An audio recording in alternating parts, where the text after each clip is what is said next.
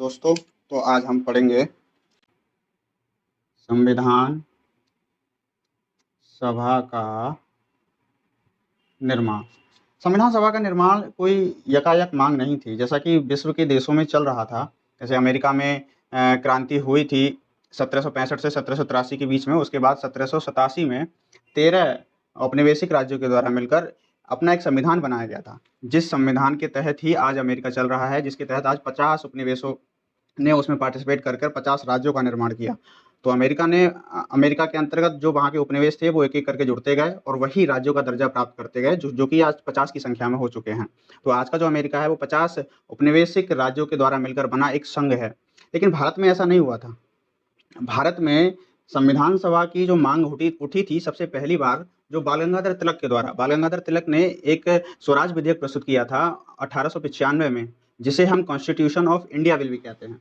भारत में जो सबसे पहले 1895 में, जिसमें संविधान सभा का दर्शन मिलता है।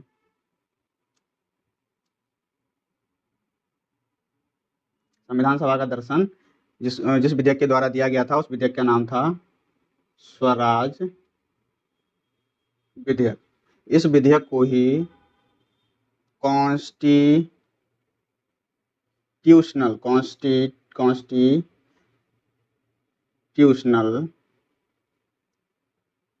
Of India bill, constitutional of India bill भी कहा जाता है, जिसके तहत सबसे पहले बाल गंगाधर तिलक के द्वारा भारत में संविधान सभा के लिए एक दर्शन तैयार, एक विचार प्रस्तुत किया गया कि ऐसा कुछ संभव होनी चाहिए जो कि भारतीयों के द्वारा निर्मित हो, जिसमें भारत के लोग आपस में मिलकर अपने लिए कुछ नियम कानून और ये बना एक विचार दिया गया इस तरह का। लेकिन इसका जो पूर्ण रूप से विचार मिलता है, जिसको हम कहें 1922 में मिलता है, जो कि महात्मा गांधी के द्वारा मिलता है। गांधी जी ने 1922 में कहा था कि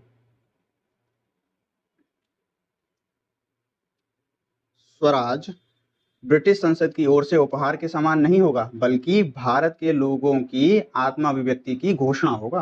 क्या कहा था? स्वराज ब्रिटिश संसद की ओर से उपहार के समान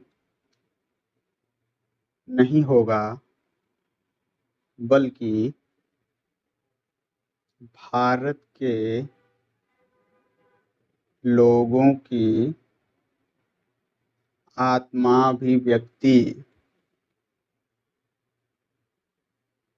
आत्माभिव्यक्ति की घोषणा होगा।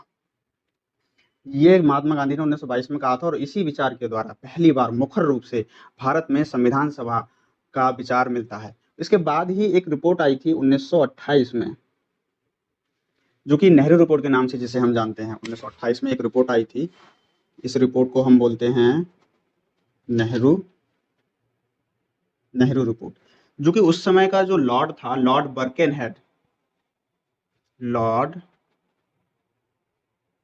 बर्केनहेड, इसने एक चुनौती दी थी कि कैसे भारतीय इतने बिखरे हुए लोग हैं, जो जात पात धर्म में बटे हुए लोग हैं, ये अपने संविधान का निर्माण कैसे कर सकते हैं। उसी के जवाब में मोतीलाल नेहरू की अध्यक्षता में एक समिति गठित की गई थी और उसने एक रिपोर्ट प्रस्तुत की थी 1928 में, से हम नेहरू रिपोर्ट कहते हैं। इस रिपोर्ट में 2-3 बातें मुख्य थी। जैसे अंग्रेजों ने 1992 के अधिनियम से, इससे पहले जो हुआ था 1892 वाले अधिनियम से, उसमें क्या किया था, मुसलमानों के लिए और बाकी जो जनसंख्या है उनके लिए अलग अलग पृथक निर्वाचन मंडल का गठन कर दिया था। निर्वाचक मंडल अलग अलग कर दिया था कि मुसलमान जो प्रतिनिधि होंगे उनको केवल मुस्लिम व्यक्ति ही चुनेगा, और जो अन्य जो लोग हैं उनके लिए बाकी जो लोग बचते हैं वो सब मिलकर चुनेंगे अपने प्रतिनिधि के लिए। तो उस व्यवस्था को समाप्त करने के लिए एक संयुक्त निर्वाचन प्रणाली का सुझाव दिया, संयुक्त निर्वाचन प्रणाली का सुझाव दिया, और इसी में इन्होंने मौलिक अधिकार की बात की, और इसी में इन्होंने कहा था, भारत को उस समय डोमेनियन स्टेटस से मिलने के लिए मांग की जा रही थी, तो डोमेनियन स्टेटस देने की मांग की। तो ये मुख्य रूप से था। उसके बाद में 1934 में एक रिपोर्ट आती है जो कि एमन रॉय के द्वारा 1934 में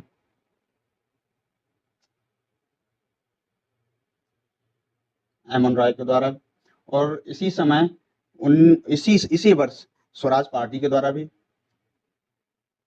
और कांग्रेस की कार्यकारी समिति के द्वारा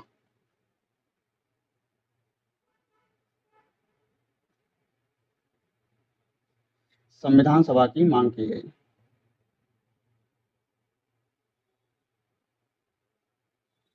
संविधान सभा की मांग की जाती है। लेकिन आगे चलकर होता क्या है, 1936 में ये जो कार्यकारी समिति ने 1934 में मांग की थी, इसको 1936 के फैजपुर अधिवेशन में, जो कि गांव में हुआ एकमात्र अधिवेशन है कांग्रेस का, फैजपुर अधिवेशन, जिसकी अध्यक्षता पंडित जवाहरलाल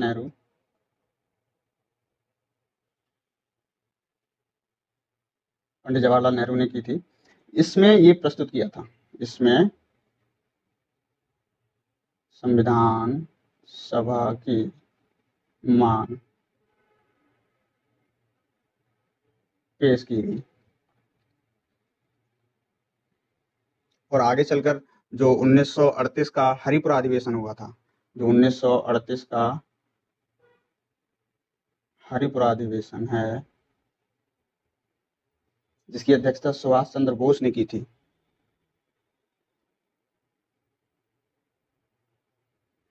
इसमें नेहरू जी ने कहा था, इसमें पंडित नेहरू जी ने कहा था कि संविधान का निर्माण, क्या कहा था, संविधान का निर्माण एक संविधान सभा द्वारा किया जाए जो भारतीय जनता द्वारा वयस्क मताधिकार के आधार पर चुनी गई हो।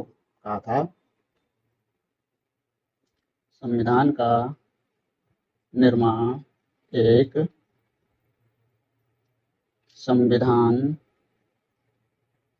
सभा द्वारा किया जाए जो भारतीय जनता द्वारा वयस्क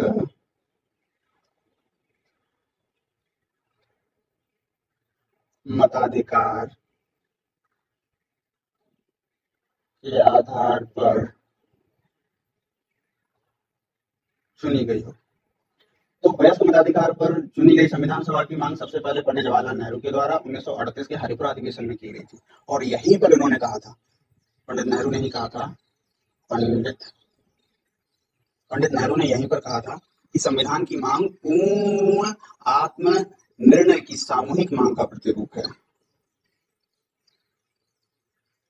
कहा था संविधान सभा की मांग पूर्ण आत्मनिर्णय की सामूहिक मांग का प्रतिरूप है। तो इस प्रकार संविधान सभा की मांग 1938 तक आते आते बहुत से हमारे प्रोमिनेंट नेताओं के द्वारा और हमारे जो स्वतंत्रता सेनानी थे उनके द्वारा की जाती थी। तो इसी के रिस्पॉन्स में और इधर एक द्वितीय विश्व युद्ध चल रहा था, ब्रिटिश सेना हर जगह से हार गई थी। तो ब्रिटिश सेना को जरूरत पड़ी भारतीयों की कि भारतीय लोग जो है ब्रिटिश सेना में शामिल हो जाए।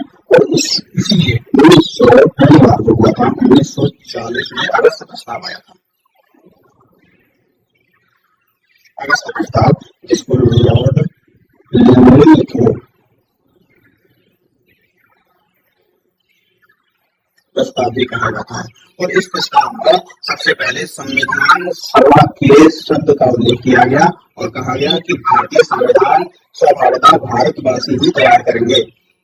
और इसमें संविधान सभा का शब्द उल्लेख नहीं किया गया था, लेकिन ये पहली बार ये कह दिया गया था कि भारत का जो संविधान होगा उसका निर्माण भारत के लोग ही करेंगे। ये मानना है पहली बार 1940 में। उस समय जो है ब्रिटिश सेना में शामिल नहीं हुए। एक जिसको हम बोलते हैं एक्समिशन, ये आया था 1942 में।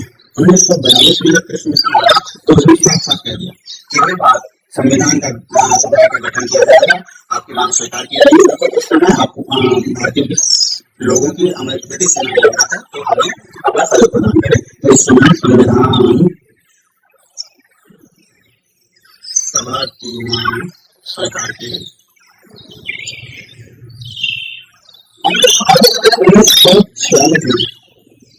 1946 में कैबिनेट